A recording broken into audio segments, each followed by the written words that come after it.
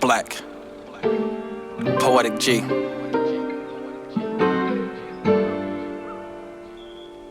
Beautiful love, always. Good evening, ladies and gents. I'm King George. I'm the owner of T.Y.I Productions. I'm the curator of Black 31 magazine. Today, I am on live with another special guest from the community. This sister has a story. I don't even want to dive into a crazy intro for her. She just has a crazy story. She has a wonderful story, and we are here to bring this story to the light. So can we please give it up for Miss Lyreshia Speaks? Let's go. Thank you so much. I really appreciate it. I really Not a problem. It's really, I can't believe my story, actually. It's that crazy. Yes. Yes. Yes. So just first, right, I just want to ask, before we even dive into the story, first I just want to ask, who is Lyreshia Speaks? I am a mother, I call myself a round-the-way girl. I'm a regular person, a round-the-way girl, but I have high integrity. Yes. So I'm just a regular person, laid back. I think I'm funny. I'm a comedian. Yes. A regular person.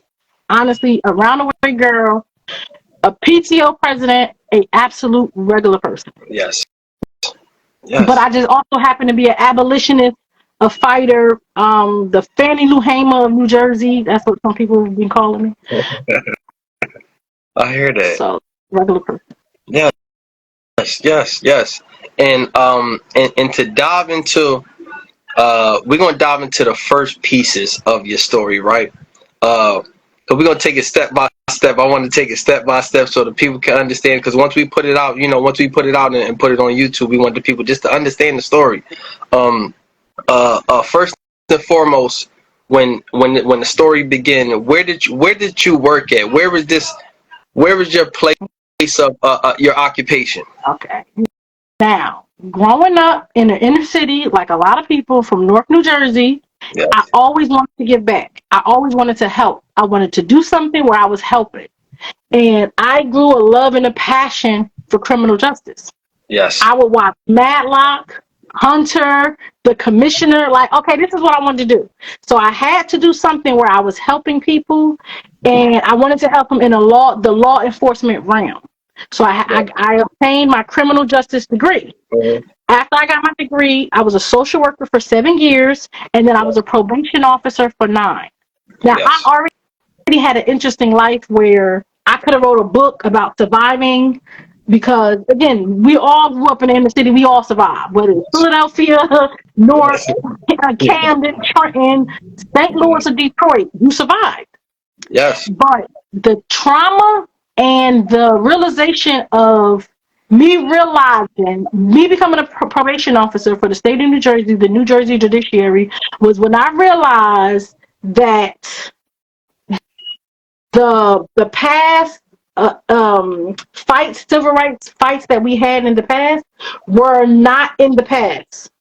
They were current fights that we still needed to be fighting for. Yes. I realized we were bamboozled and hoodwinked, and we were sold a fake dream or a vision, something to inspire to. Yes. When I became a probation officer, it was just like I saw crimes committed by government officials who got away with it because they were, and I didn't like what I saw at all. Yes. At all. And I stood up against it, and that's where all the problems begin. Yes. What was that first initial reaction when you seen the first thing, and what was that? What was your official first action plan to take? Okay. So as a probation officer, it was 3 different divisions. It was the supervision. You get convicted of a crime, you're placed on supervision for a period of 1 year to 5 years in the state of New Jersey. So that's a division. Then you have the division where they do child support. child support court order. It's court order. The probation officer makes sure you pay your whatever and also do family dealing with juvenile. Yes. I was in the criminal division where you write the reports. I conduct the investigation. Before you're sentenced in the state of New Jersey, a report is done who you are as a person besides the Yes. charges. I would conduct that investigation, write that report, and give it to the judge. Mhm. Immediately, I'm talking about as soon as I got there, I was like, hold up, don't they know we free? Like they didn't know that we was free. Yeah. Like black people are no longer slaves. Yeah. They treated you like you were a second class citizen immediately. Like Wow. like I was buying a house and I had to take off for work to buy the Yes. house, and they was like they were disgusted with the fact that I was buying a house. Yes. Like as soon as I got there, immediately it was just like, Wow. don't you know we free? And I know we free, so I'm like, I got my freedom papers. Like disgusting. Wow. The micromanagement, the the harassing behavior, and you know how you see the Karens and how they treat people. I was in an office with a bunch of women, a bunch of Yeah. Karens who saw me as, and the thing was, I'm a very ambitious person, so I already wanted to be a motivational speaker and an author. I looked at this as this is just a stepping stone for me. Some Yes. people get it when they get that job, they do the 20 years, 30 years, get their pension, live their life, and be a regular person. I knew I wasn't regular. That was a problem. Yeah. So they saw me, and immediately, you know how people talk about you have a glow or you have a. They saw that and they didn't like it. My spirit, my loving nature, aggravated their demons Yes. because I was a black woman who was buying a house, who had a husband, 2 kids. They saw that as a problem. I didn't pay them Yes. no attention, but I was seen as a threat to them. Then I was educated. I had 36 credits in my master's in public administration, Yes. and giving them new ideas. And they was looking at. They saw me immediately. I was a problem, and I didn't see me as a problem. I saw me as a regular person. I saw them as regular people. They saw me as the N-word. Yes. So it was immediate. And Yeah. what I didn't realize at the time, Asana Shakur. Do you remember or know who Asana Shakur? Asana Shakur is #1 on the FBI wanted list. She has a Yes. warrant from the state of New Jersey. Yes. The warrant that she has is from the county that I worked in. Wow. And what I articulated, because again, as a black person who not only am I educated, but I got the street smarts, they treated black women, because I'm in a lawsuit with 2 other black women in this county. They treated black women in this county the way they treat us because the state of New Jersey is mad that Asana Shakur got away. Yes. Yes. So they have egg on their face. So we are retaliated against, and we go through the trauma and the abuse that we suffered through because she got away. Wow. Wow. Wow. Yes. Yes. And yes, I am familiar with Sada Shakur, and the story is definitely deep, and they all say that she left and fled, and she's in Cuba. Absolutely, absolutely, and ain't nothing like it. Ain't nothing like it. We love Sada Shakur. We got mad love for Sada Shakur. Just like Tupac Shakur. Tupac, that's one of my favorite artists. So That is I tell my kids all the time, there's no, Tupac wasn't a art, he was a revolutionary. They don't make absolutely, them like they make them. And no, because I would listen to his songs, and because I had knowledge of self, because my mother raised me knowing who I was. I remember when Move happened. I remember when certain things happened. So when they started their microaggression and their racism against me, I already knew what it was. My coworker was there since 1995, and they were doing things to her, and she didn't name it. I started in January of 2012. By wow, June of 2012, I was filing my first complaints against them. Like, wow, okay, because we have rules and regulations and laws, and we would have meetings about they can't treat you different because you're black. They can't discriminate against you. You are a probation officer. You have this high authority and respect, and integrity is our motto. You have to report these incidents. They're Yeah. telling me, or if you can lose your job if you don't report them. So I was reporting them. Like, listen, y'all racist. Y'all did. It was bad. Yeah. It was bad. The nightmare. A nightmare. Yes. Yes. But it was bad. I got a question, right? I got a question. How, like after seeing all that, how strong is racism still presented in New Jersey that a lot of people overlook? New Jersey is the slave state of the North. People look at Jersey because it's in the Northeast and don't think that racism or slavery or systematic racism or discrimination is a big thing. New Jersey is Trump lived in New Jersey. His golf course is in New Jersey. Yeah. His vacation was in Florida, but he lived in New Jersey. In New York and Manhattan, that's where he had the towers. He has a golf course. When you hear him going to New York, he comes to Jersey to golf. Jersey is one of the most racist states. The most, like, I was running for governor of New Jersey for 2025, and I literally put out a like, New Jersey is so racist here. In the 90s, on the New Jersey Turnpike, the New Jersey State Police, who their uniforms were literally made or designed from Hitler. New Jersey is so racist. And this, again, a criminal justice degree, when we would be in school, we would be learning little tidbits about criminal justice. But I remember in the 90s, the state police shot 4 black boys on the turnpike, and they were going to a college for admission.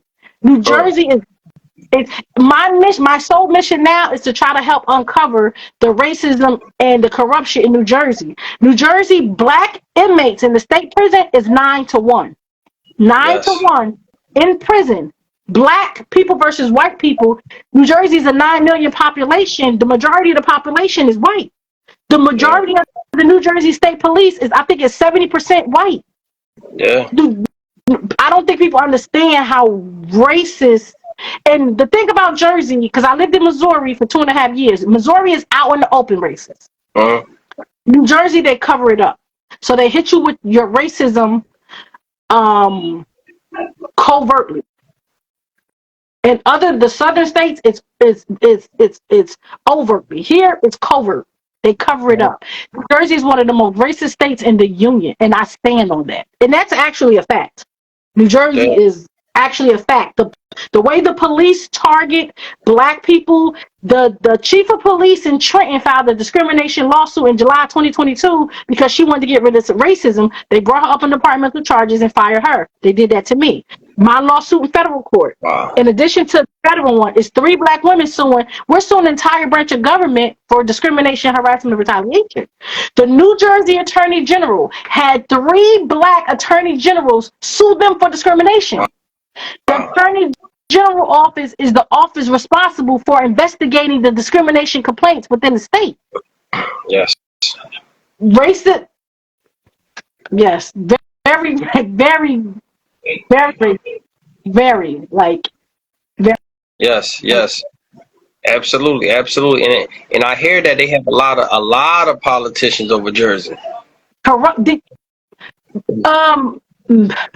Bob, what's his name? Menendez just had his second federal corruption case, where this time they finally found him guilty, and he blamed it on his New Jersey, the mob. Remember Jimmy Hoffa and all the New Jersey is the Sopranos. That's Jersey. Yes. New Jersey is very racist, very racist. And they don't really care that they racist. What I found about racists, they don't mind doing racist activities, having racist policies, treating us black people like we're less than or second class citizens. They just don't like it when we call them racist. Yeah. They don't mind putting out the behavior. Like Trump, he doesn't mind the behavior at all. But when you say it, that's what upsets them. They don't mind They don't mind treating us like second-class citizens. They don't mind unaliving us. They don't mind violating our rights. They don't mind illegally incarcerating us for crimes we don't commit. But you Yes, cannot tell us or call them racist. New Jersey is very, very racist. Very. yes, yes, yes, absolutely, absolutely. And now I just want to know, um, you said you're suing for discrimination. Yes. Okay, okay. And to be discriminated against, right? I know that, people like us, black people, are discriminated all over the world. Um, Everywhere. everywhere. We cannot go not one place and not be discriminated. Um, what do now, besides the outside entities, right? Because we know racism is not going to stop from these outside entities, right? So how can we come together as black man and woman and stop fighting against each other so we can be strong together to combat against racism? The answer for that is easy. The execution is what the problem comes in. The only problem with today's society is we don't have any unity, and their power in numbers, and for us to be unified is easy. A lot of us are on the same page. A lot of us are unified, but we have a lot of outside sources infiltrating us to tear us apart. It's easy for us to come together. We have a lot of like-minded individuals who are on the same page, who are aware of what's going on, who are woke and not asleep. But when you have those forces coming at us, cut your TV off, babe, because it's scaring me. When you have those forces coming at us and always trying to divide us and always trying to, when they infiltrate, they come to us and try to divide us, even with our mission and our plan. What we should do is always self-segregate. Yeah. That is one of the possible solutions. Another solution is buying black, spending your dollars only with black people, whether it's black restaurants, clothes, what you can't get, go online, get it shipped. There's toilet paper companies, tissue companies, laundry detergent, batteries. Just do for self. A lot of times you'll see people in Walmart. We're not doing Walmart this year. We're not spending any frivolous money. We're not in Chick-fil-A line. We're not doing none of that. Yes. Period. And Yeah. those companies are literally telling us, listen, the DEI, no longer DEI, no longer, they need us. We don't need them. Let's be clear. We are the brains of this whole operation. You don't want us in your companies, running your companies, making your businesses better. That is fine with us. You don't need, we don't need you. You need us. So you could do away with your DEI. Hopefully your company folds, because that's what you want, the black dollar. Keep the black dollars to themselves. Start in the family. I don't know if you have any siblings, but a quick way to be a millionaire is, say if you have three family members, three siblings, you and two other siblings. When you get your taxes, take your refund. They take their refund. Hypothetically speaking, $3,000 apiece. $9,000. Buy a three-family house. Buy a four, wherever you live, three family, four family. Buy a house. Rent it out. Fix it up. If one live in one live in the other one. If y'all all three got your own places, fine. Now it's a commercial property. The next year, take your income taxes, buy another property. 369, that's nine, another property. If you do that 3 times, you'll be a millionaire just by buying the housing in your neighborhood, and now you're providing a place for people to live. Sure. We have to come together. What can we do as a family? Get an LLC as a family. Yes. Stop giving the enemy. I don't understand why people who say they hate white supremacy love spending their money with white supremacy. Yeah. Love going out to eat. Like, I've never had any design or anything. My birthday's coming up. I was born in the 80s, early 80s.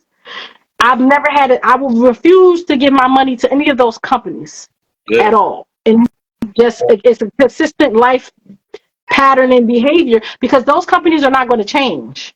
They let you know how they see you. So since somebody is letting you know how they see you, you will be a fool to then give your dollars to that company. Why are we making white supremacy rich? And we Yeah, consistently doing it, and that's what I don't understand. that's the truth. That's the truth. Um, We have to recognize the enemy and starve them. yes, yes, absolutely. Because I don't understand why we got so many of our young children in the city youth, right? Wearing these labels like Balenciaga, and I'm sitting back. I'm like, do y'all even know what that mean? Do, It, do y'all, it's a mental illness and a brainwashing. And even think about, okay, if you're in the inner city and say you want the finer things in life, nice things in life, that's fine. No one is saying that. But if you're in the inner city and you know, again, I'm from Newark. If you know you gotta duck bullet holes and whatever, then you could take that money to try to fix up where you live or do something else, but that money is being spent to make other people rich. I just don't get it. I don't I just don't get it. And just to say you have this label, like my kids make fun of me all the time. I'm not. There's no way I'm branding myself with my slave master's name. That doesn't make sense to me. Absolutely, absolutely. Especially with certain brands that told us, like I couldn't understand. You got certain brands that came publicly out and said they do not want black people wearing their products. And I said, why are you wearing their products then? Breaking a neck to go to the store. I'm talking about breaking a neck to go to the store Yeah, because that's the symbol to them of status. yep, But status for who? And the thing about, like, when I was going through what I was going through at the job, when everything they were doing to me was the same thing, and I'm gonna tell you this: the devil, and I call them the devil because that's who they are. They don't change. They did the same thing in slavery days. In slavery days, how you take the black person and, like, when I reported them and I filed my lawsuit, they fired me. That's what they used to lynch them.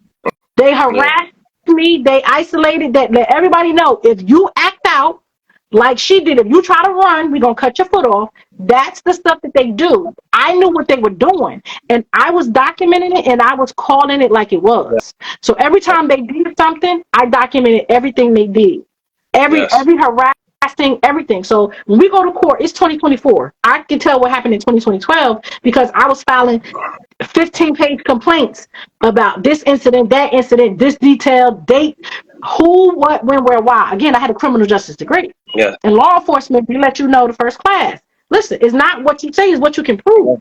If I'm going to sue an entire branch of government, if I'm going to say an entire branch of government, and I think they should have been charged with RICO. Let's be clear. RICO is organized crime, public corruption, official misconduct, witness tampering, money laundering. I have evidence to prove that they have committed these crimes.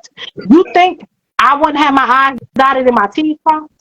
You think I'm going to yeah, just say these allegations about a company that, like a state agency, an entire branch of government, and not have the facts?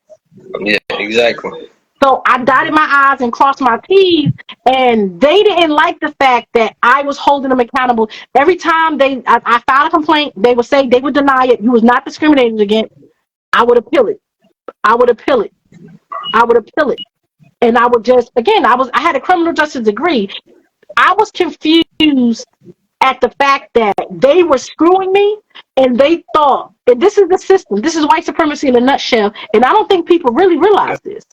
They can only screw you, and they can only discriminate against you, and they can only violate you if you let them.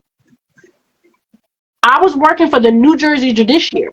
I filed a court against an entire branch of government. They know no one holds them accountable because it's an entire branch of government. yes, That's why they were so emboldened with their abuse of their employees. Because I'm looking around, like, we would have trainings. The person would say, listen, as a black people, you cannot be discriminated against. While she was discriminating against black people, literally at that training. yes, And we would sit there. So it's like they got brainwashed and said, okay, we can't say nothing because that's the boss. Oh, we yeah, can't say nothing. And I'm looking at her like, you got me messed up. I'm saying something. yeah, And I would say something. yeah, So they would look at me like I'm crazy because I was advocate for myself, because I would speak up for myself. yep, But y'all act like it was 400 to 500 people in these trainings. We yep, all see them committing these crimes, breaking these laws, breaking these rules, yes, and everybody's quiet. How And it's like they get away with it because we don't say anything. So they tell you, you can't, this cannot happen to you. If this happens to you, you better report it. And then no one reports it. And I was looking at them like, and I was reporting. I reported the judge. I Yes. filed my lawsuit against the prosecutor, the public defender the public defender, the prosecutor, the head HR manager, the trial court administrator, the criminal division manager, assistant. It was 9 people. The assistant criminal division manager and the hearing officer at my hearing. Wow. So They the all corruption. violated the law. Wow. So the corruption was going down the pipeline. The person who I sued for I reported, see, my discrimination case was basically, okay, at work, you know how they micromanage you. They'll look at my report and say, oh, you didn't put an I, you didn't do a T. They assigned me the most cases. I was the highest assigned probation officer in the division. I was producing the most reports. They had me supervising defendants. Remember, I told you I was a report writer. So my number one job was writing reports. They had me supervising people and never trained me on supervision. Wow. So I'm doing drug test supervising, doing reports for that. Highest assigned, highest producing. I have a sick child. I had FMLA. When you have FMLA, you can take off of work. You cannot be written up. If I'm out of work because I have a sick child and she's sick, you can't write me up. You can't say anything about it because I'm out of work because it's sick. The doctor did the form. You can't say nothing about it. You just got to reassign me my work or change the date on it. Yes. I reported the supervisor for being racist. She don't like black people, allegedly. She was promoted twice. She was promoted to the assistant criminal division manager. Right now, the state of New Jersey in Middlesex County, she is the head division manager of the entire county. She's in 2 lawsuits for discriminating harassment. The reason why the state promoted her because it's white supremacy. They know that the people who still work there, my supervisor, the probation officer with me, they have to testify in my trial. 2 of them. Yes. Are you going to testify against the criminal division manager, your boss? Yeah. That was a scare tactic. In slavery days, you would take the slave and you would, you putting them in. So that's the fear. You're putting the fear behind it. And the thing was, I didn't have that fear. Number 1, I know who I am. Number 2, I mess with Tupac. Number 3, if I don't report you, then I'm breaking the rules and the laws that you told me that I had to follow. Yeah.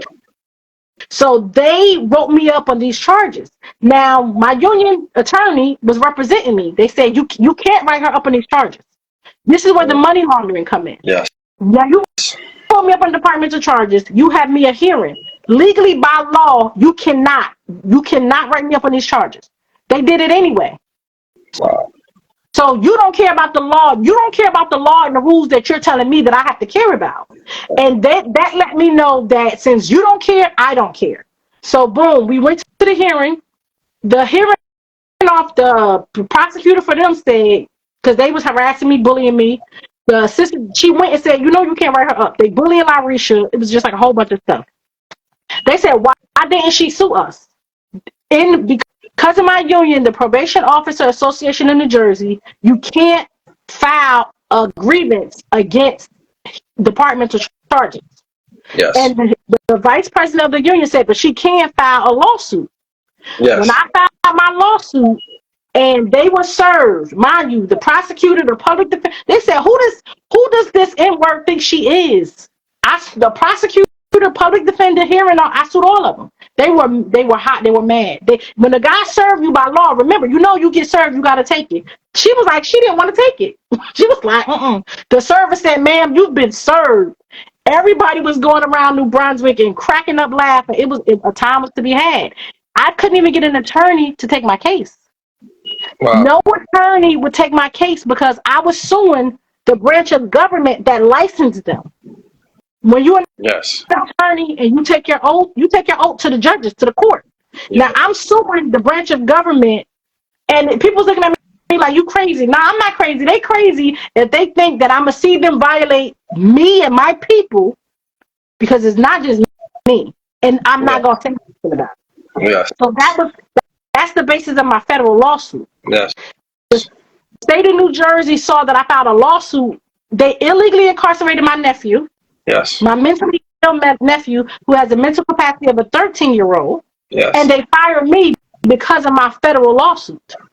That's the basis of my state lawsuit. So I Yes. have two lawsuits against an entire branch of government as we speak. And they're racist, they're corrupt, they're ruling against me in court. They're doing all these things. And to me, am I shocked? No, I know y'all racist. I used to work there. I know how y'all do. Why I wrote my book and did my documentaries. And the page that I'm on is the page for my documentary and my book. Yes. Yes. Yes. Yes. And what's the name of that book? Allegedly, because I get sued if I say you racist. So allegedly. Allegedly, absolutely, and most importantly, allegedly, right? Um, allegedly, was a lot of paperwork tampered with from these higher ups in the government? Allegedly. They commit so much fraud, lying on falsifying documentation. The police falsify documentation all the time. That is public corruption and official misconduct. And that's what I don't think people understand. See, and this is why I go back to my school. I go back to my school because I had $150,000 in student loans. Yeah. So when I always go back to what I learned in school, it's because I had all that money in student loans about what I quote unquote learned. And I was taught you cannot lie on documentation at all.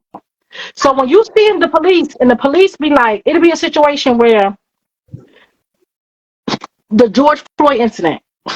Remember, the police report, it said he had a medical emergency. Yeah. That's falsifying documentation. That's official misconduct. Yep. The fact that this report was submitted and people approved it and did everything with it. The falsifying documentation is what the unalivers of Breonna Taylor, because they falsified documentation to get that warrant. Falsifying documentation, and again, with RICO charges, and this is what people understand about RICO, the reason why I say they're guilty of RICO, if you commit 2 of these charges in a 10-year period as an organization, you are guilty of RICO charges. And some of the charges is official misconduct, money laundering, witness tampering, and official misconduct is if you're in the position of your duty and you're falsifying documentation. Yes. And they were falsifying documentation at the highest level, because them bringing me up on those departmental charges was fraud. And this is the thing they don't like. I'm from the hood. I'm from North New Jersey. Yes. Shout out to Brick City. When I see you falsifying documentation and you told me you go to school that this is fraud, you are falsifying the documentation against me. Remember what I said. You cannot bring me up on those charges. That's not no if, and, or buts. That's not no, oh, I'm going to bring you up on it because I want to. By law, your law, federal law, FMLA Act, they did it anyway. Fraud. This is why I say they're guilty of RICO. Because you didn't care about the rules and regulations of the law. You brought me up on those charges knowing you couldn't, and then you found me guilty. Yes. And I was suspended for a week. Now, when you are suspended for a week, the week of my income, hypothetically speaking, say it's $1,000.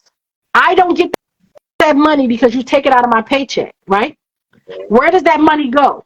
Do you know the state of New Jersey, the New Jersey judiciary was writing up black people, black employees on false departmental charges for charges they didn't even do, just because they can get the money when they get suspended and they get their days off?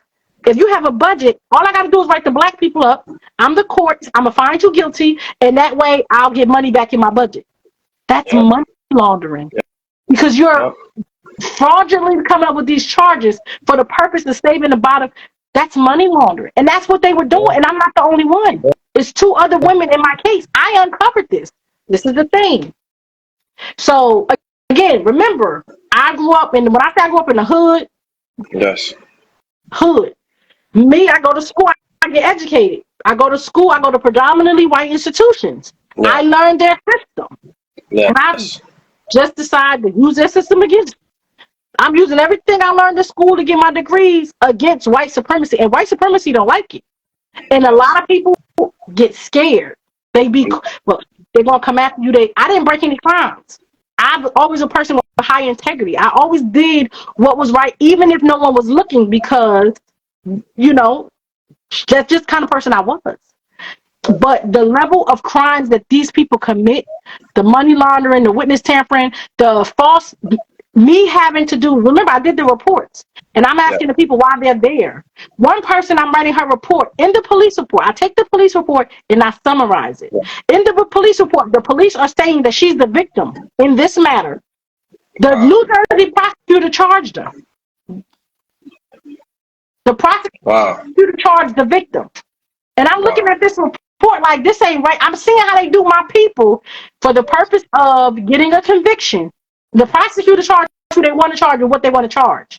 Yeah. And it's like, Mm. no, somebody's above the law. You can't keep breaking these crimes and they're doing it against certain people. Yes. Yes. When we talk about mass incarceration, this is how it's happening. It's fraud upon us. It's RICO upon us. They're committing those crimes upon us.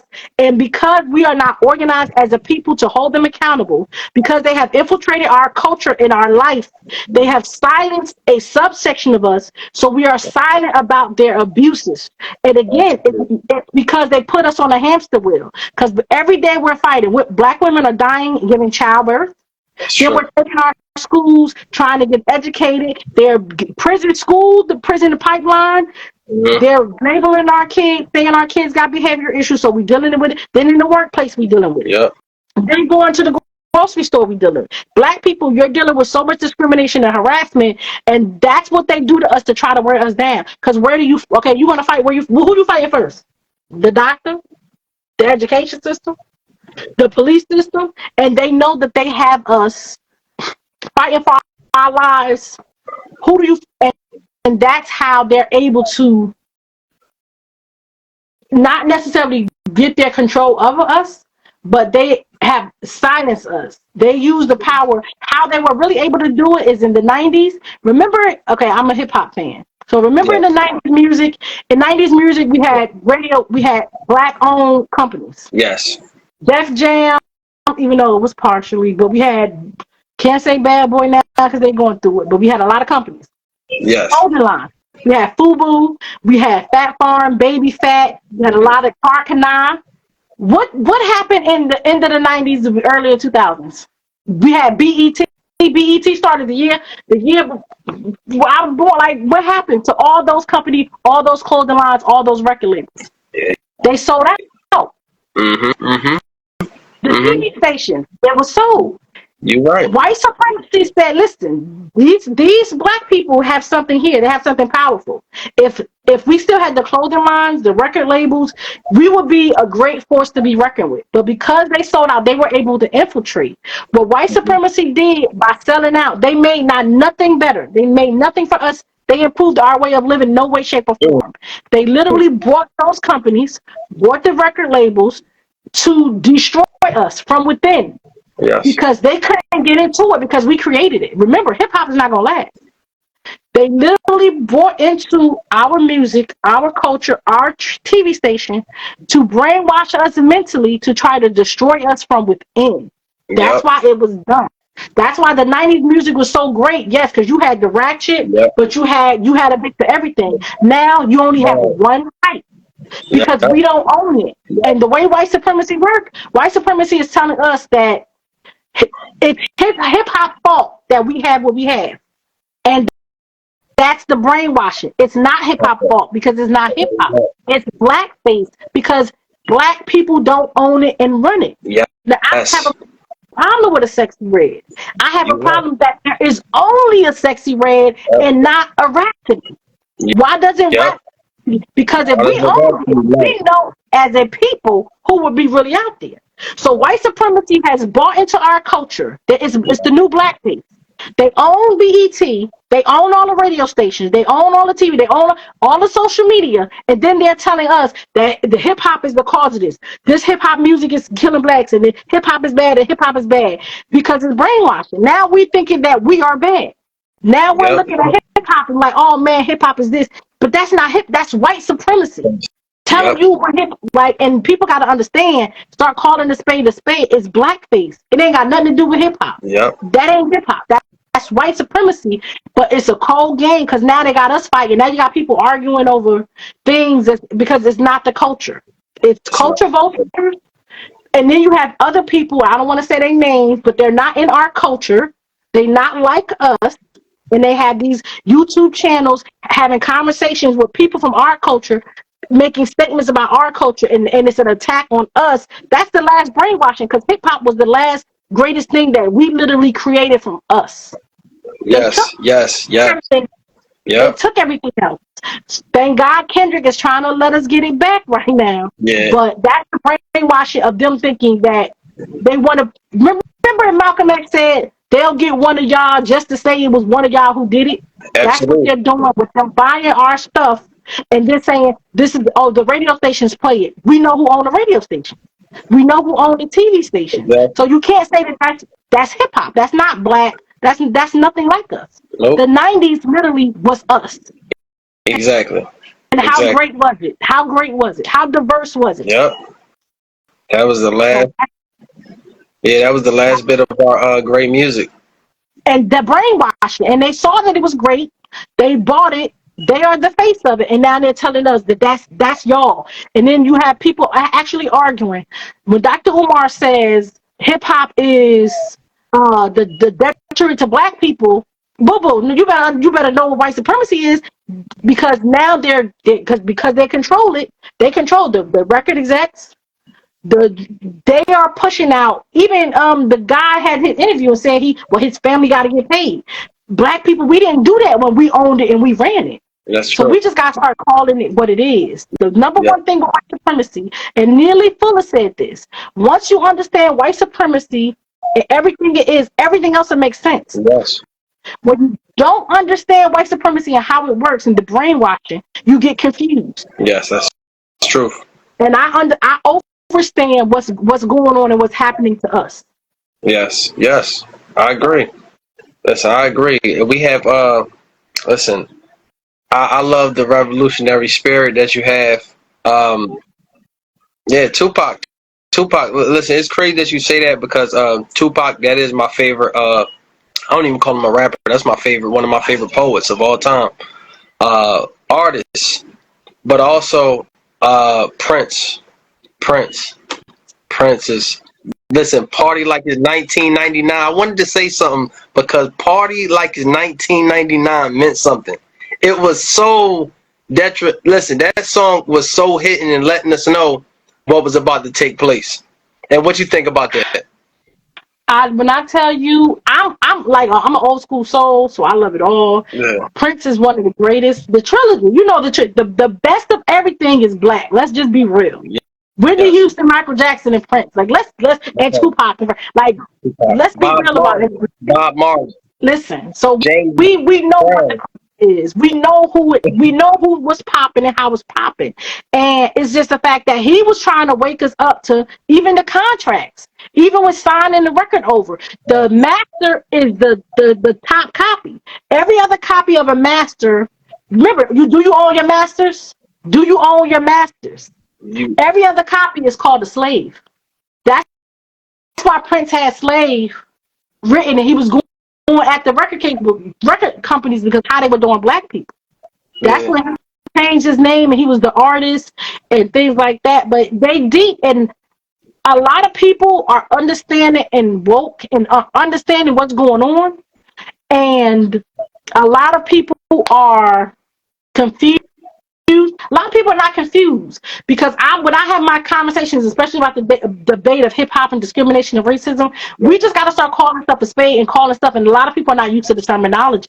That is not hip hop. You can't tell me it's hip hop if the people who own it are not Black American freedmen. The people who pushing it out and are not Black American free. It's literally is y'all music. That's what y'all want to push out for us. Because Rhapsody is one of the dopest. I don't see her nowhere. I don't hear her song. I don't hear her. That's hip. She's hip hop. Rhapsody is heavy. I love Like Rhapsody. that Yep. is. But again, back in the day, we had a variety because it was us. That's the thing about. That's the difference between the '90s and now. In the '90s, it was blood, sweat, and tears because of what happened in the '80s. Shout out LL Cool J, my birthday twin. We got the same birthday. Me, him, Dupree Kelly, January the 14th, Slick Rick, it was a generation where we started owning companies. You know, we come out with our songs and write it. The artist has so much power and so much control. They let the devil infiltrate with the promise of dollars all our companies. And I don't know if when they sold Fat Farm, Baby Fat, and all the record labels or the clothing lines, if they knew that once you sell, because remember, these companies promised to make it better. Name me one thing white supremacy has made better once it was sold out. White supremacy didn't improve it didn't improve our way of life. The only thing it did was made millionaires and billionaires of a select few. Yes. And destroyed our culture. True. That's why Kendrick is so important, and I don't think people understand or understand like this. I don't want to get into hip hop if you do, but I just love what's happening because in regards to my fight, in regards to how Drake literally is blackface, exactly, enforced upon us, yes, and he is in 3D because they did it slowly but surely. But you don't even write your own, and I stand on this. You are not a rap artist if you don't write your own lyrics. exactly. That's the truth. Have a ghostwriter if you're not a Black American freedman, you can't be a hip hop artist. And because we have people, remember the people who own the record labels, they say, okay, well, you have to do a song with this person, and then you have Black people collaborating with, I don't want to say wiggers, but you have Black people collaborating with people who are not like us. Yeah. And now they're doing this thing, and we have to call it's karaoke. Yeah. Jack Harlow karaoke, G-Eazy karaoke, Macklemore karaoke. They are Drake is I think Drake should have an Oscar. He's one of the greatest actors of all time because he damn sure ain't a rapper. Damn sure. Now he act like a rapper for the past 15 years, but him being an actual rapper, he's not. And I'm so glad. The best thing that ever happened to my life, especially with the fight and everything I'm going through my lawsuits, is literally I'm the Kendrick against the state, and the state is Drake. The fake, the pretender, that is equivalent of what's going on. Yeah. And they had someone who had a quote unquote Black supposedly parent. That doesn't mean he's a Black American freedman. He's not like us. He don't get it. He shouldn't even be able to have conversations. But because the way white supremacy works, white supremacy was able to put him on a pedestal and planted him in our community for him to destroy it. All of the things he did, and Kendrick was able, because he's a Black American freedman, his ancestors were slaves in this country, he overstood the assignment. He was able to call him out and destroy him on a different level. That's why this lawsuit is prime example of white supremacy. Yes. It's prime example of white supremacy. Wow. It is. Listen. This is heavy right now. This is deep right now. This is, I love it. When it comes to the inner cities, right? Because we're gonna keep talking about the case too. But when it comes to the inner cities, right? How do you feel about? Because I know this ties into also white supremacy. Also, right?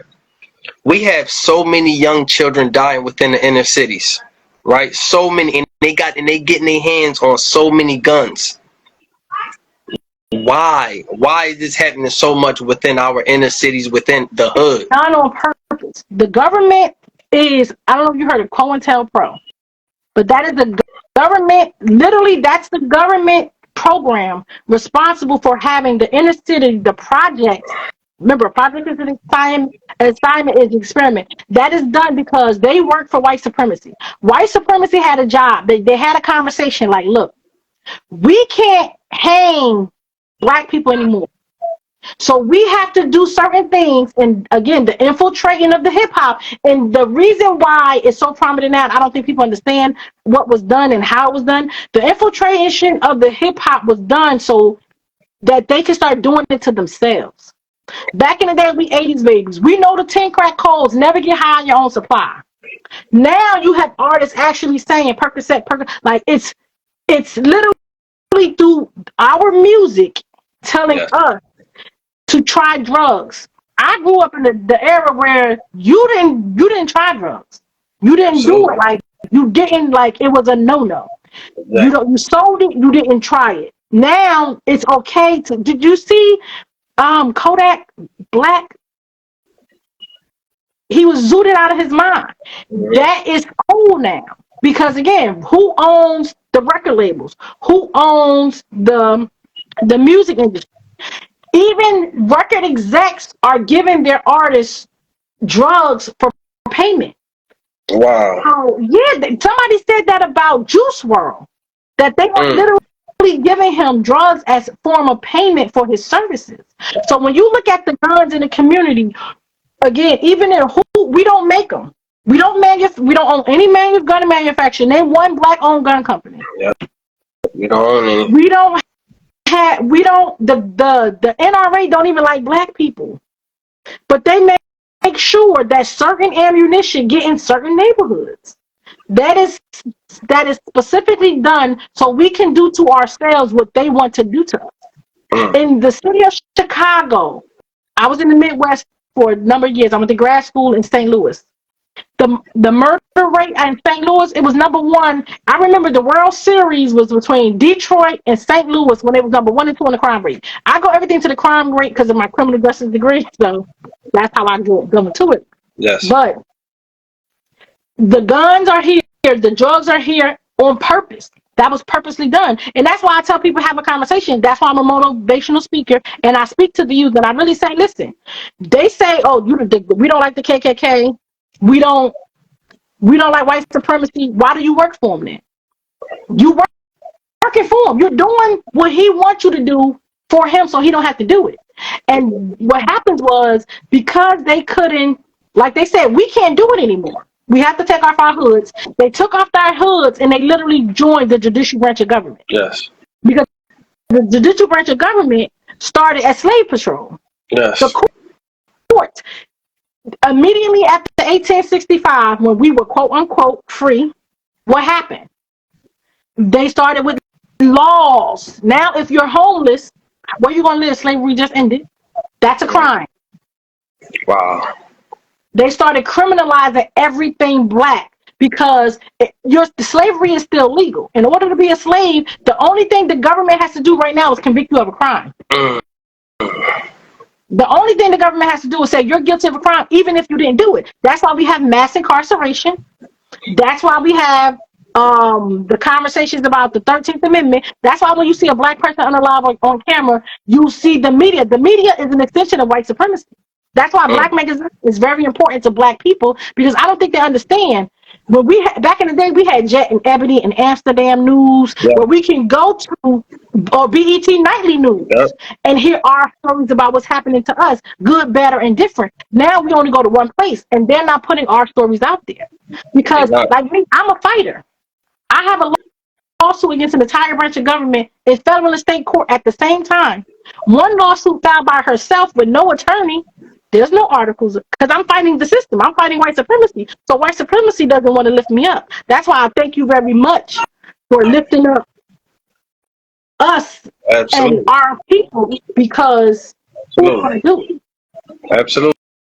if we don't do it? So the white supremacy, we have to understand the media is an extension of white supremacy. That's why you'll see Diddy, Diddy, Diddy, Diddy, Diddy, Diddy, Diddy, but you don't see the Abercrombie and Finch guy anywhere. Absolutely. And that's why I love Cameron. When Cameron was on CNN and he started talking because they want white supremacy wants a black person to disrespect and talk about another black person. Yep. And he said, we know it's bad. So you want me to talk about how bad it was and how negative, so you can keep running that clip. That's how they did that in slavery days. yep. They did that. They don't try anything new. A lot of people don't understand that. The stuff that they're doing, I tell my kids. I make my kids watch Roots. I tell my kids who your friends are, what you have to do, and what's going on around you, and break down white supremacy to them. Everything is white supremacy is in everything. Oh, this is why this happened because of white supremacy. This is why this happened. And people really need to start seeing it because I remember back in the day, black people told their kids, you can't go over their house and have nothing to eat. You can't even be friends with them because these people are not like us. Yep. And it became we were forced to say, well, we have to kumbaya with them and we have to be friendly. They are not friendly to us.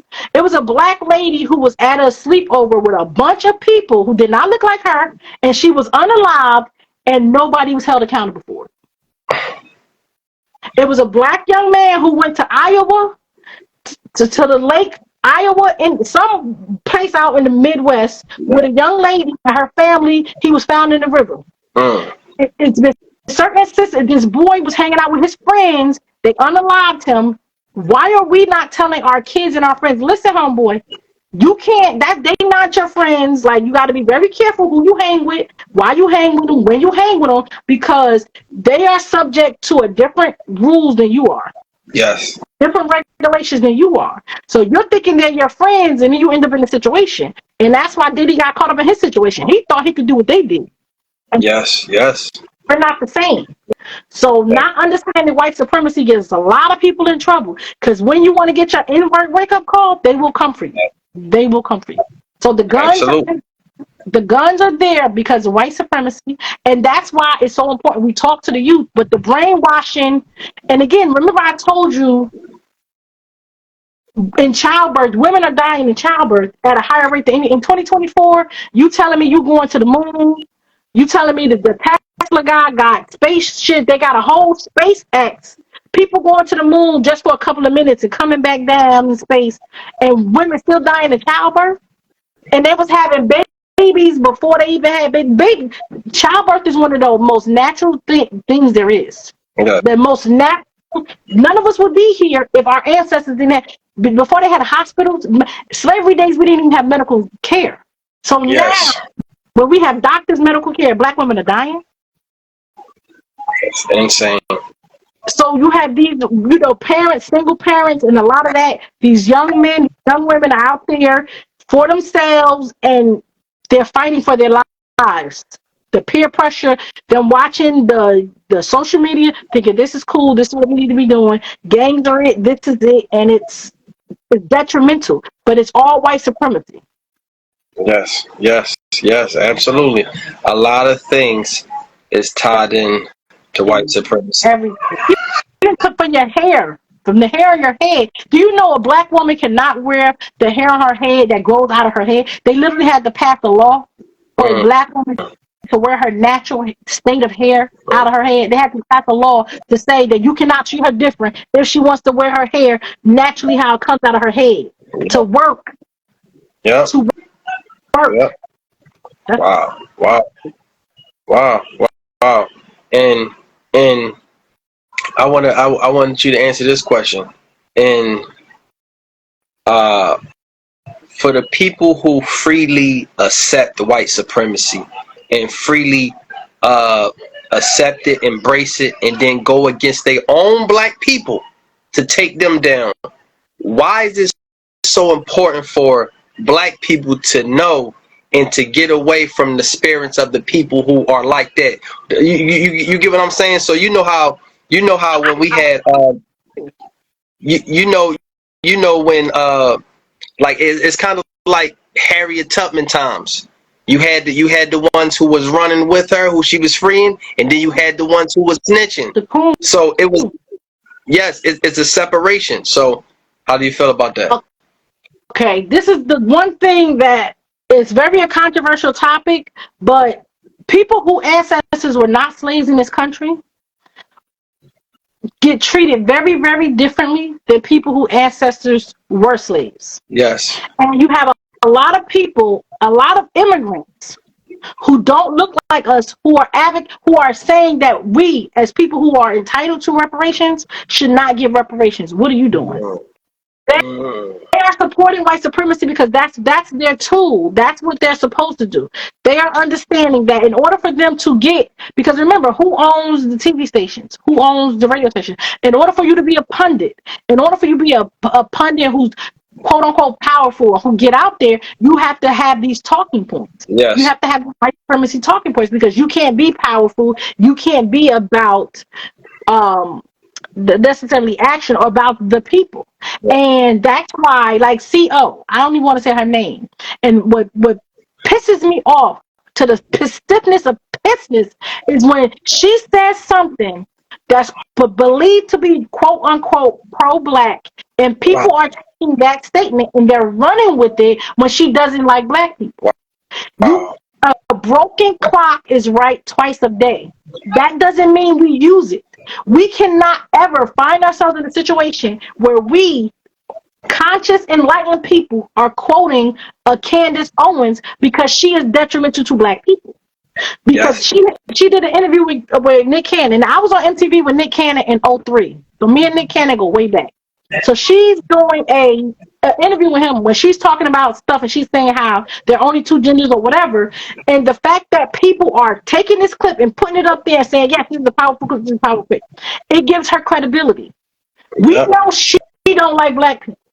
We know Absolutely. he had said that George Floyd literally was unalive because he had narcotics in his system, which was bullcrap. That is a black man who was assassinated by the police on camera. So for her to sit there and say that with her mouth, we as black people should be treating her like the dog she is and not using her or taking any of her clips and pushing them out there because we are helping bring attention to who she is. She is so hateful towards us. Why would we do that? As a person who's, again, I'm a motivational speaker, I'm an author, I advocate for my people. I will be a fool because she said something that I agree with that is makes sense when she says her little talking points, knowing she hates black people. You can never use a person like that Yeah. because she's so detrimental. A broken clock is right twice a day. That Yep. doesn't mean we walk around with broken watches. As soon as Absolutely. we see that the clock is, we get it fixed, we put a new battery in there, we get another one. We don't use it.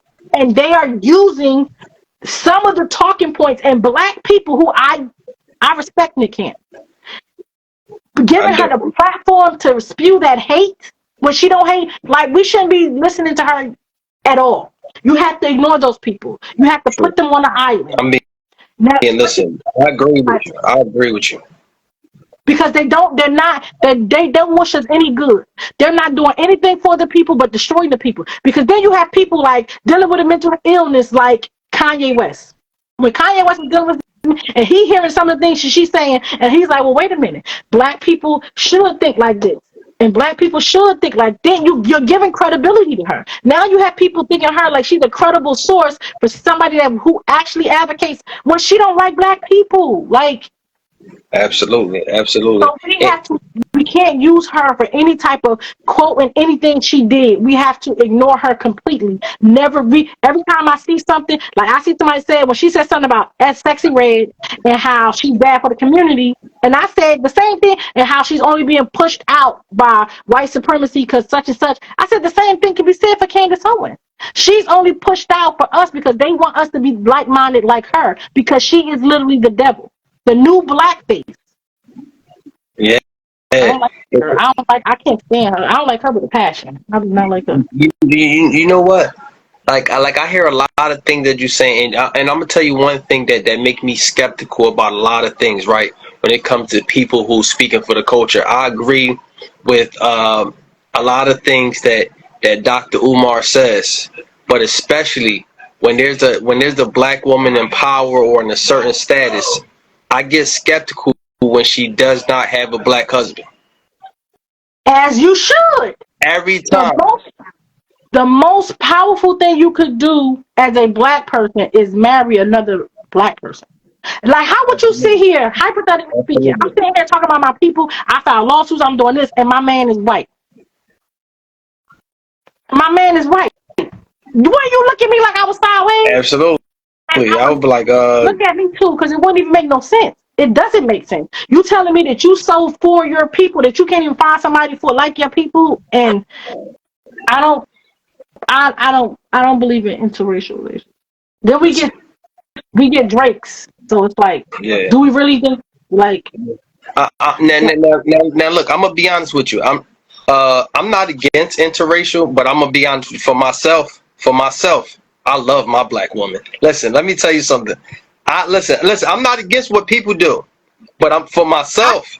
I see love. you not be. This is the thing. This is how I I feel about it. love my I feel black like I woman. love black people I love black people, and I understand the power that black people have. Yes. The DNA of a black person is very, very sacred. Yeah. And in order for you to get the greatness, you have to keep it. You have to keep it black. You have to. If you don't marry a black person, all of your DNA, all of your greatness is gone. If you look at the Right. guy Mahoney, his DNA is like it's gone. Like it's being diluted. And this, I just wouldn't want to do that. Like you love who you love. Do I? No, I don't even think love who you love. I don't want to Mm. get on that. People get mad when I my topics because certain things I just don't believe in. I believe in the creation and the further existence. We need to be here 100 years from now. Pro Yes. black, you have to be pro black. So it's Yeah. like you can't be for it if you're not really for it, because it's like it's gonna be gone. You know, a lot of people, Black American Negro freedmen, is we're a particular class, a lineage that is entitled to reparations, and you have other people who don't look like us telling us that we shouldn't get, what we shouldn't do, and everything we've been through. And my fight now, because I was running for governor. I'm not running for governor. I'm trying to form an organization where I pick, okay, as a black person, these are the things we need to fight for because of my health issues and things like that, and certain things that I have to address. I'm one person, and one of the things is reparations. Reparations is lineage based, and that Yes. lineage is very, very important because if it's gone, it's it's gone. Yes. It's gone. Yes. So I Yeah. just feel, we got to get our. I think we do have our stuff together. I think a lot of times people point out the bad or the negative in black people of black communities. That's in every community. Like we I have think. more good than we have bad. They just want to point out the bad, but they don't point out the good. For example, they'll sit here and say, they'll talk about the shootings and the crime. Okay, Mm. how many black people got lawsuits? Do you know how many black people have lawsuits against the government for corruption, for discrimination? How many lawsuits? The federal government literally changed the law. So if you sue for discrimination in federal court, you can only get $300,000 because that Yes. many people were suing. But what they do is they have created, remember, you have a system of white supremacy.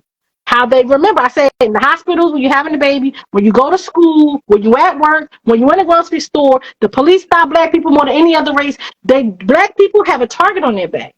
Just like they have a target on their back, they also have the way they discriminate against you. The courts have created a system for when you get discriminated against you. These are some of the things that happens. And again, I worked for the court, so I knew what it was. So I knew what was going to happen to me. I knew I was going to get fired. I knew you was going to retaliate. I knew. What they didn't know was I used their rules and their laws against them. That's how I wrote my book. If you write a book about a case, once it's pending, it's public information. You can Google my name and see my lawsuit. The Yeah. court document filed, Google. You see it. Everybody will see it. Anybody could have wrote the book. Anybody could have wrote the book. Yeah. They can't get mad at me because I decided to write the book to tell my story. Now what happens is before you get your money, before the government paid you. Now my mother filed a lawsuit in the 90s and she sued for discrimination.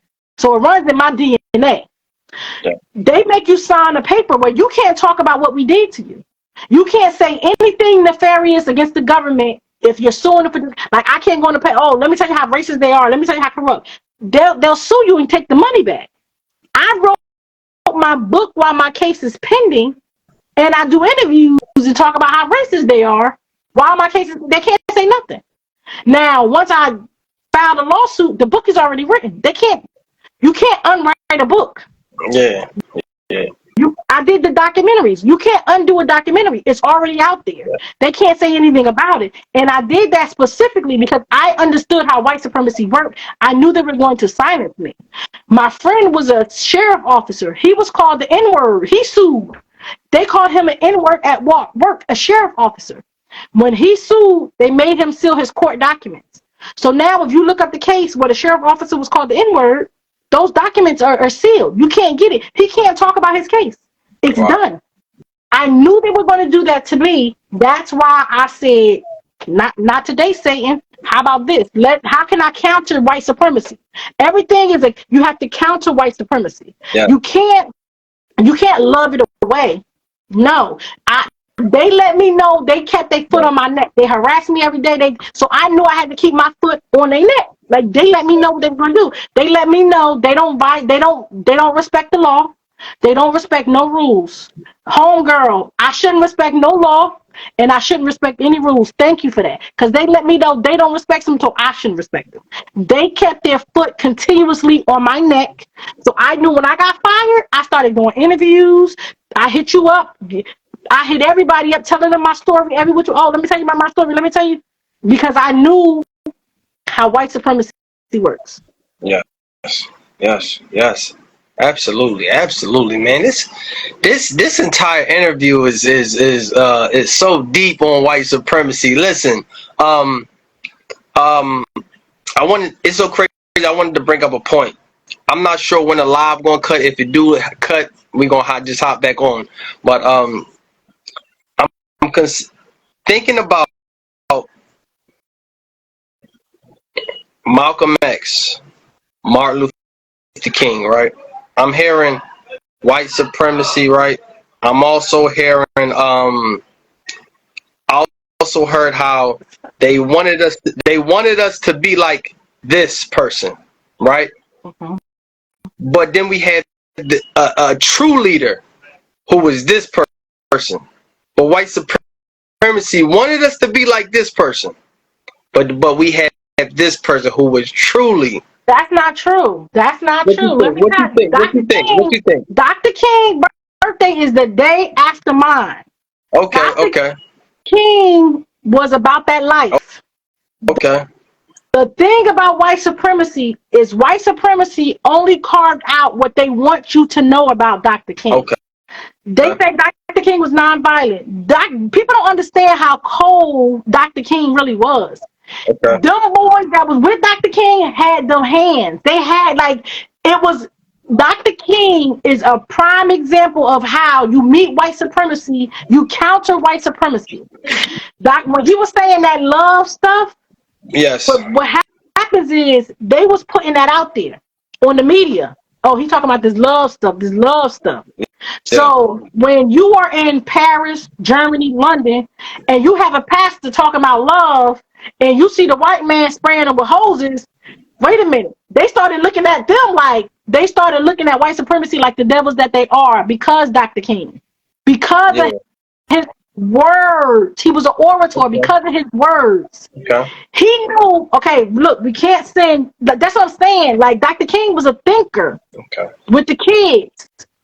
For them to do the kids, I don't think people understand how cold this was. Okay. We can't send adults, we got to send the kids. Okay. When you sent the kids to the counters for the stuff, to do the Yes. boycott sit-ins, these are teenagers, babies. London, Paris. Remember, United States think they the boss of the world. We the HN, we running the world. We here. Like they thinking they running the world, right? What was shown? Remember, the media is an extension of white supremacy. What was shown in the media? Dogs, hoses being turned on children. Yeah. These people in these other countries was like, hold up, wait a minute, what? He talking about love, and these is kids, and this is what y'all doing to kids. And people starting to wake up. The world starts saying, hold up. This is how y'all treating y'all own citizens. You ain't coming over here telling me nothing. So that's why I don't think people understand that was Dr. King's plan. Okay. His plan was together now, this is how we gonna do it, because he understood the power of using their systems against them. That's how I am. You have to be very, very calculated, and he used their white supremacist media against them. Because now in the media, you have police officers with dogs on kids. So when you're the prime minister and you're going to a state dinner, or you're in the UN and you talk about, yeah, my country the greatest, and you got other leaders like, nah, homeboy, your country ain't shh. And then it was documented. It was kids. It let them see who they really are. And guess what happened? They had to do you think that George Wallace and the integrate, you think they wanted to integrate the schools? They didn't want to integrate the schools. It was the fact that they were getting calls all over the world, And they was telling them, like, we're not doing business with y'all because we see how you treating your people. We see how you treating your people. That's why this is the thing, how we don't have no social media. It's one social media platform that we do have called Funded Socially. But when people started seeing that, Dr. King knew them seeing that, like, even what happened with Emmett Till. His mother don't understand. Black Americans in the South, seeing what happened to Emmett Till, people got mad, and that's what the switch is. So it looked like he was peaceful. White people didn't like Dr. King. They hated him. The government assassinated him. The trial in 1998, 1999 was proven they did not like him. Absolutely. They only put out the certain images of him that he was about love and peace. He was, let's be clear, he was about that life. He was a calculated individual who used his education to put his people in a position that they would not have. Because again, they was hanging us and doing all this stuff nobody knew about. We didn't have news. It was just, you know what I mean? Like what they had, the culture. No, they didn't have. It was like that because of what white supremacy in the media. It was blasted around the world. Okay. We're going to do nonviolent. Nonviolent wasn't telling us not to be about that life. Nonviolent was, if we say we nonviolent and they coming at us with dogs and hoses, then the world leaders of the country, like, you can't come to our country and tell us anything because this is how you treating your people. This man talking about he a minister. You got the minister talking about love, and y'all burning the church with the babies in it. Yeah. So it wasn't the fact that white supremacy was pushing him out here. He had a message because white supremacy tried to do the same. White supremacy they had a meeting with the Klan. Malcolm X met with the Klan. It was the fact that white supremacy said, "Oh, they want us to love and forgive because that's the message they want us to have." Dr. King was like, he wasn't. And I think that's what people, you got to understand the calculation behind his moves. A lot of stuff he did, even the treatment with the integration is that really did black people wrong. Before integration, the integration was the detriment to black people. Yeah. Before that, we had our own businesses, we had our own everything. The dollar went around, whatever. When integration happened, and we never fought for integration. Yes. I don't think we understand that. It wasn't a fight for integration. The law was separate but equal. It was never equal. Just give us equal.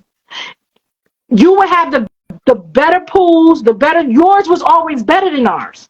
So we had schools, pools, but it wasn't equal. So we was fighting because it wasn't equal. Because you would tell us, you would have a nice crispy $5 bill and we would have a bunch of pennies.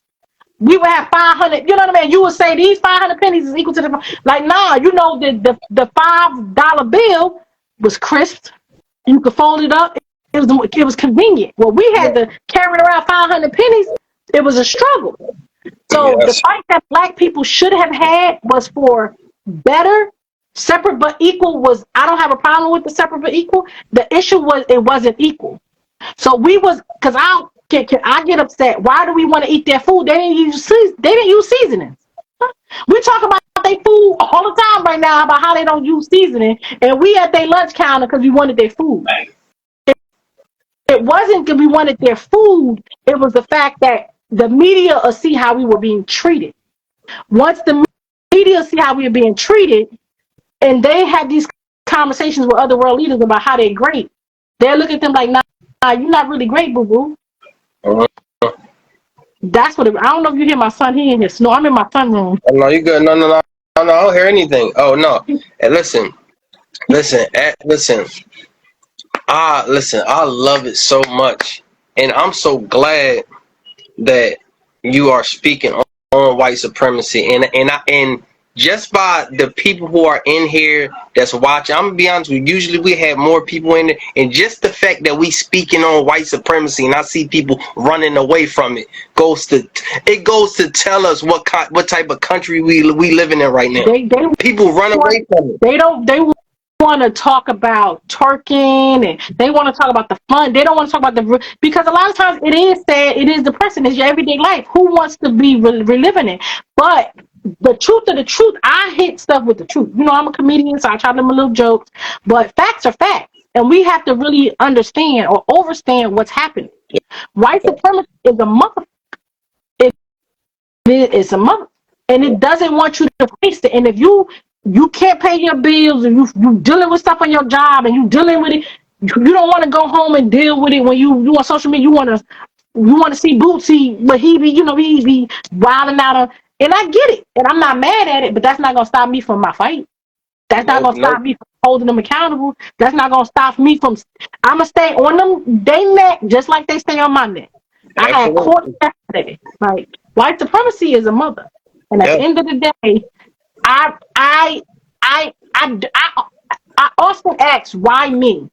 Because this is not a fight where I'm like, oh, I'm gonna sign up. It's a calling, it's a purpose. But I knew because how petty I am, I would stick to it. A lot of people would have gave up. When you go to court, you got to do this document. You got to do it. It's very tedious. You got to. It's so tedious.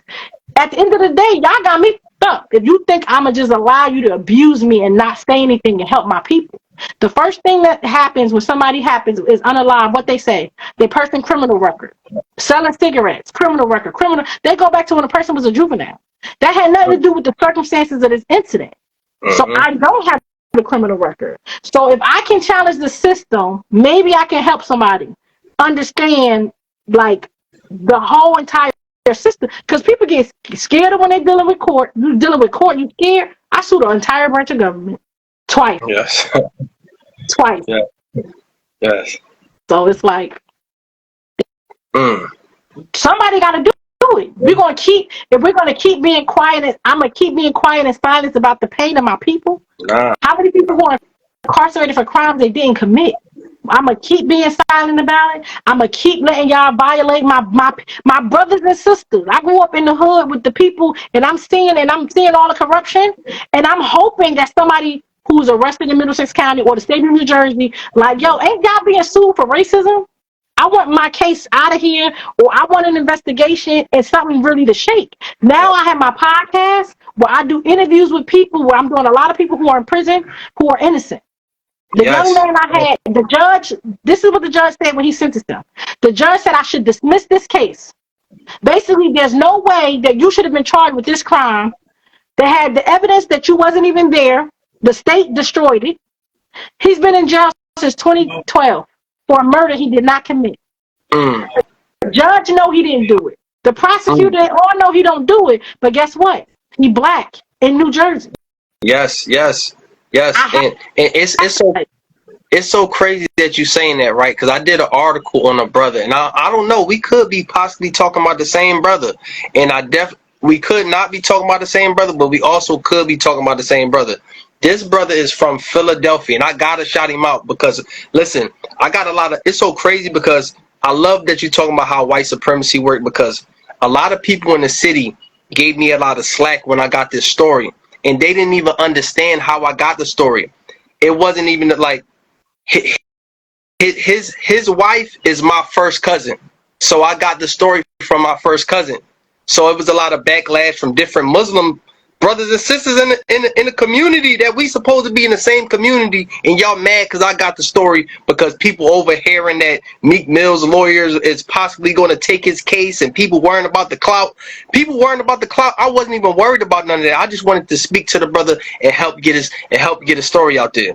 But this is what's happening in Philadelphia. It's a lot of craziness with our people in Philadelphia. A lot of delusion. So this brother name is Robert Harris. Brother Robert Harris is from Philadelphia, Pennsylvania. He was falsely accused in the state of New Jersey, and only allegedly evidence that they supposedly have is a cell phone. Now, remind you, I got the whole brief and everything. I read the brief, and they're basically saying that they know this case should be thrown out. Like is no evidence even attaching him to this phone, to is no evidence attaching him to this kidnapping, to this alleged murder. Nothing is attaching him to it. He admitted he admitted that he went over to Jersey. This is what he admitted. He admitted that he did go over to Jersey. It's a burner phone. So whatever this phone was used, he admitted that it was a burner phone and pills was being sold off the phone. So I guess if different people was using the phone back and forth, you know, whoever was using the phone, that's just what was at the moment, at the time, you know, that's what was happening. He was using the phone and he didn't commit any crime. So whoever had the phone after him, they know all this in the case. Whoever had the phone after him, they must have committed this crime and did whatever. They know he didn't do it.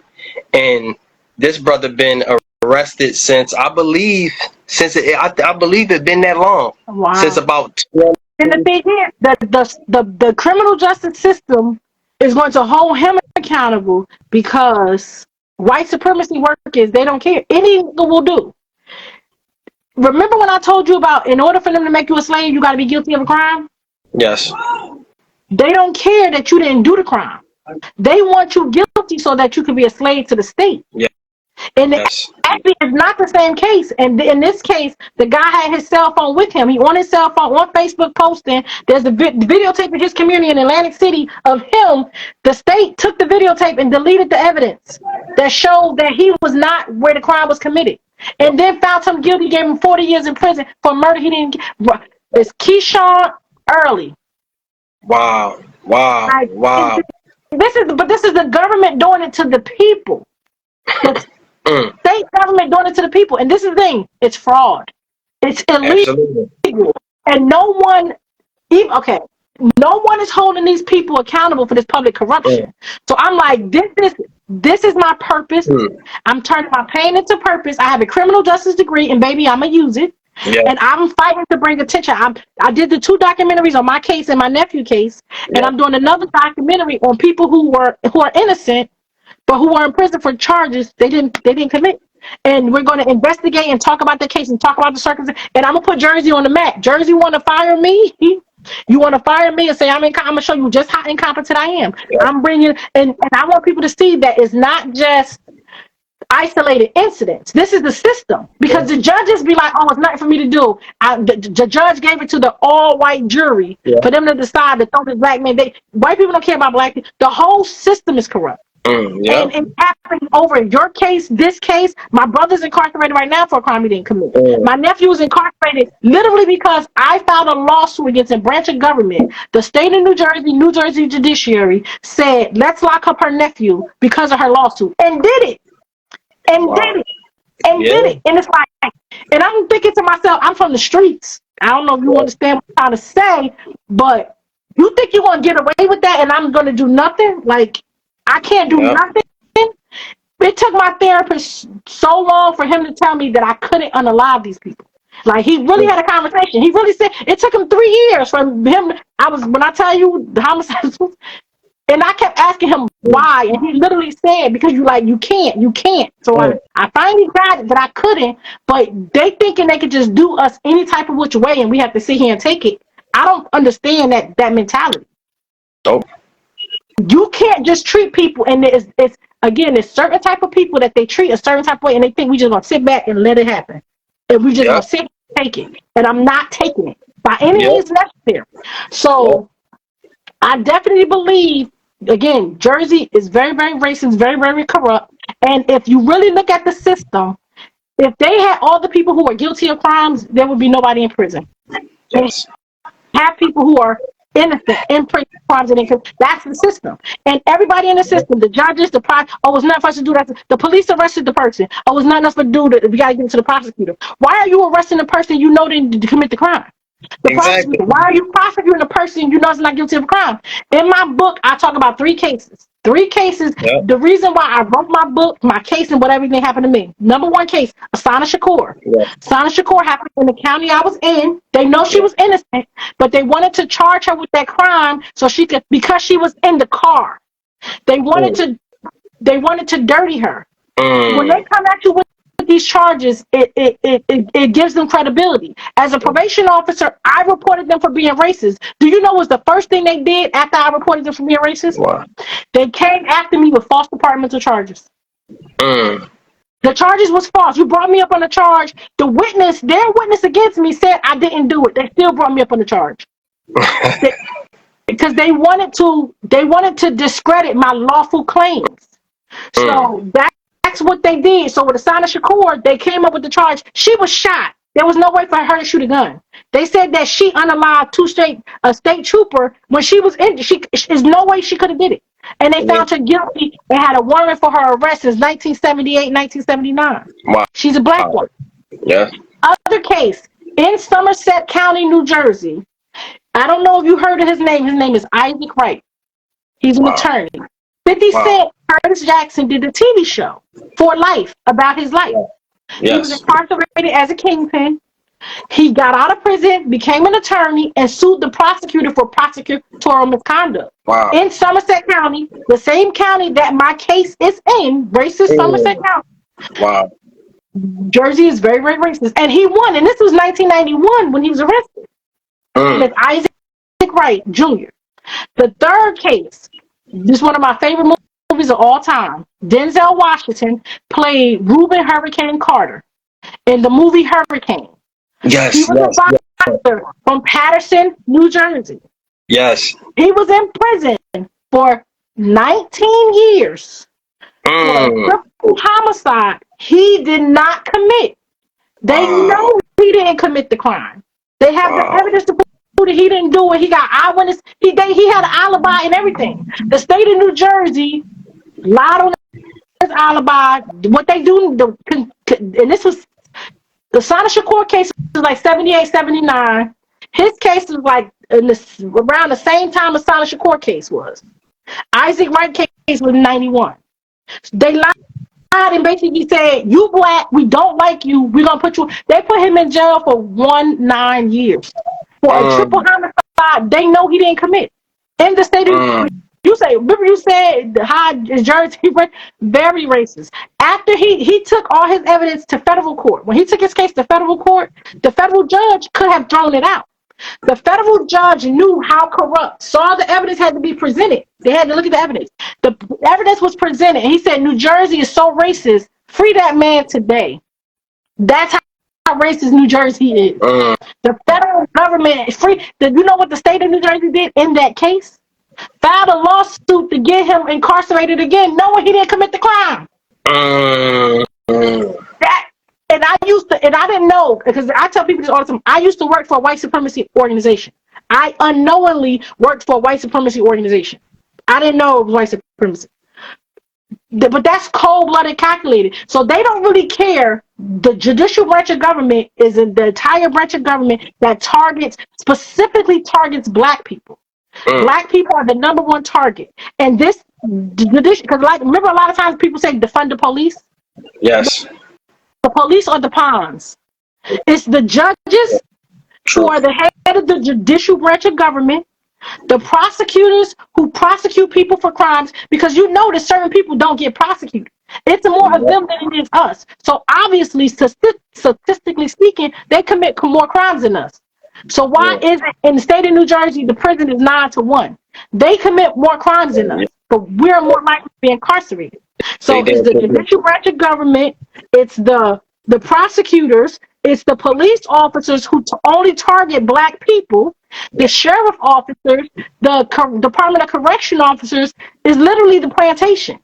Everybody in the Department of Corrections knows that Keyshawn Early is innocent. Everybody know this man is innocent. He in prison. They know he shouldn't be there. They know he's not guilty of the crime. It's nothing I can do about it. It's the system is the reason why he's. Oh, that's the system. That's the system. And why are we going along with this system? Why are we okay with the criminal justice system? You know how white supremacy know that the system targets black people, and they can never lie to you about discrimination, racism again. Because the first thing they say when they say, "What have you done for black people?" We did criminal justice reform. We did the first step. All black people not criminals. What you trying to say? They hit you with what we do in criminal justice because they know that system specifically only targets black people. Yep. Because how is it what you do for black people and you say about criminal justice? How is it okay for these government officials and everybody's aware that this system only targets black people? That's why I'm a fighter. That's why they call me the Fannie Lou Hamer of New Jersey. Yes. This Yes. entire system only targets black people. Their sole purpose is just to go. Black man, this is a black man been in prison 12, 14 for a crime he didn't even commit just because it's the system. Yeah. That's crazy. That's crazy. Free brother Keyshawn Early. Free brother Robert Harris and And what part yep. of I need to just his family. Maybe I could do an interview on my podcast. What part of what county? Is it Camden County? Right over from Philly. I'm gonna have to send you over the article. I wrote the article in like 2 different. I can send you over the brief and everything. Yeah, let me.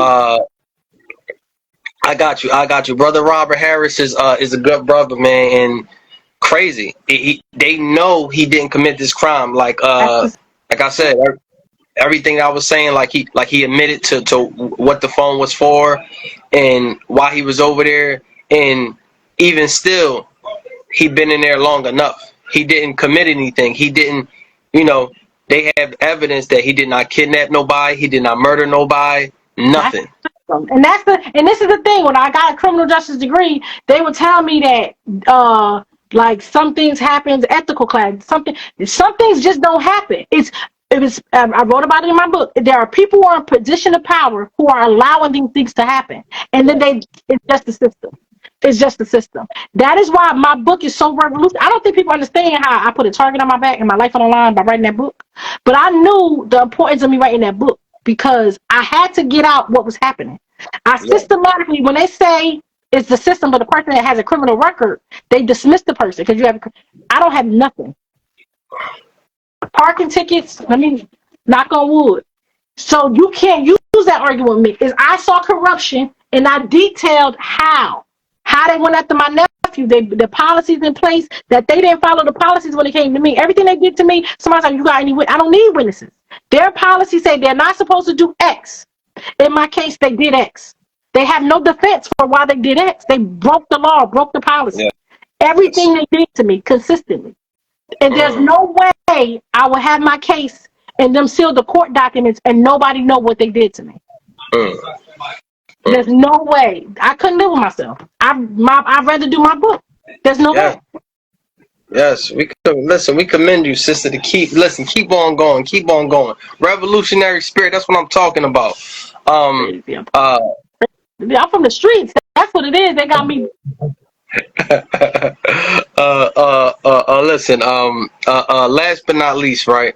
What advice do you have for young sisters specifically, right? Growing up in the age that we growing up in right now, right? The time that we living in right now, young sisters. What advice do you have for them to be grounded in? Most importantly, being a woman. What advice do you have for them to be successful, and most importantly, for them to be themselves? Number one, I'm hard on this. I'm hard on women because I am a woman, so I'm very, very hard.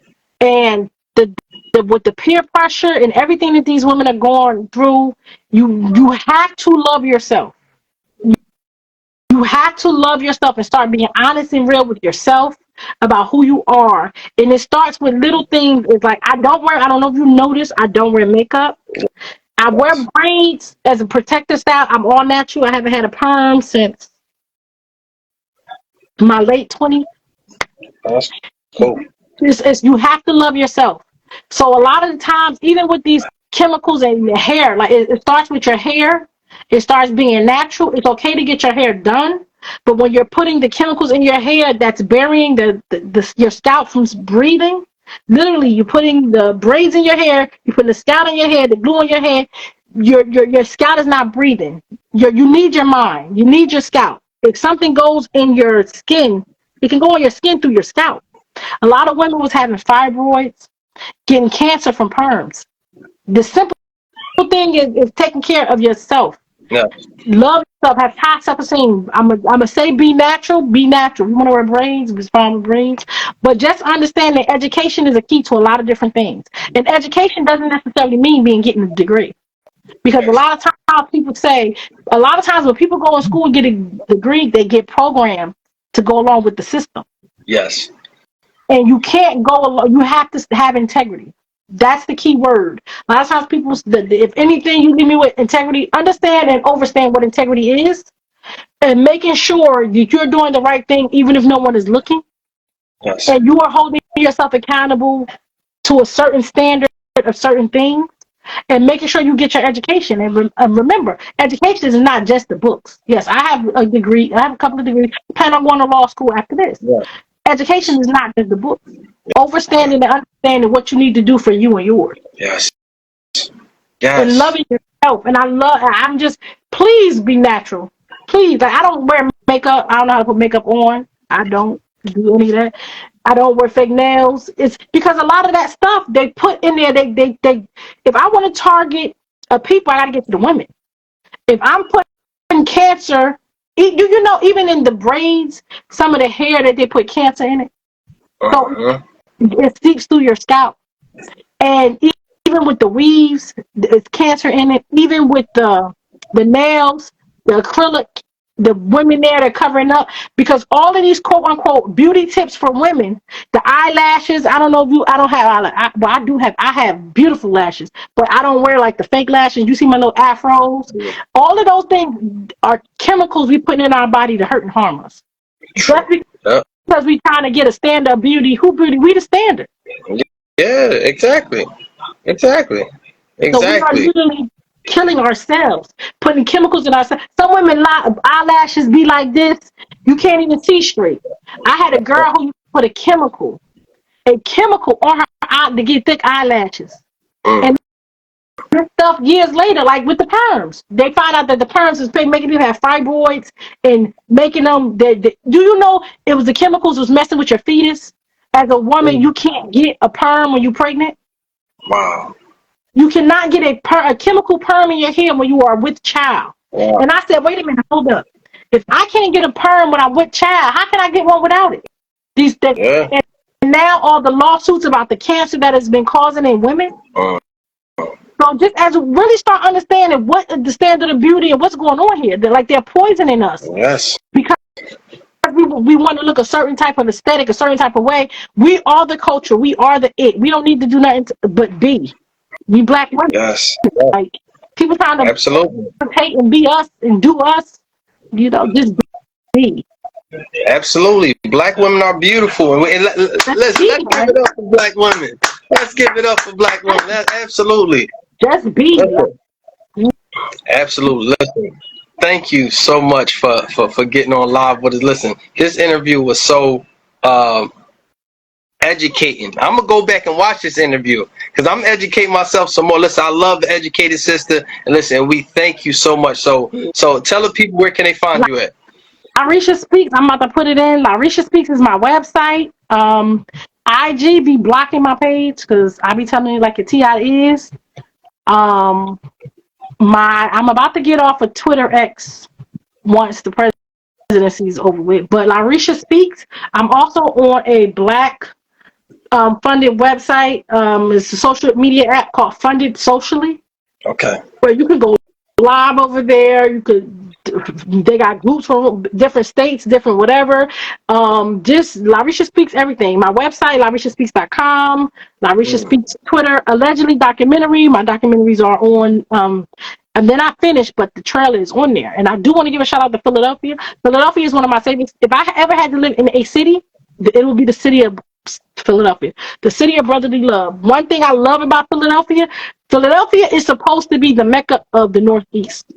I don't think Okay. people understand this. A lot of the black greats, Patti LaBelle, Bill Cosby, Will Smith, a lot of the black greats come from the city of Philadelphia. Absolutely. Philadelphia is affordable, it's a hop and skip. You get to New York, you know what I mean? You can have your house in Philadelphia. Philadelphia is literally the Mecca of the Northeast.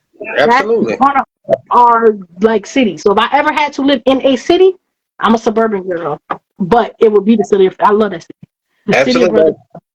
Listen, that's where I'm from. I'm from the city of brotherly love. Listen, let's go. Listen. Yep. Thank you so much. Thank you so much. Listen, y'all, go check out Lyreshia Speaks. Listen, check out the website, LyreshiaSpeaks.com. Check out the book, Allegedly. Each and every week, we could have your favorite book author. We could have your favorite mental health advocate. Listen, we could have your favorite poet. We could have your favorite artist, or we could have the little girl down the street with the lemonade stand, or it could be you. So listen, we are the platform of truth, the home of the champions, and the place where we uplift man, woman, and child. Peace and That's love. right. One. That's right. Yeah, Thank you thank so you, much. I sister. appreciate Salute. it. I appreciate you. Yeah, appreciate you so much. Pay attention, train your mind. During these times, we need more education, not incarceration. To elevate from negativity at all costs. Knowledge and power. Remember this game spilled, given. Embrace it. T.Y.I, Poetic G. Peace and love, one. I love it.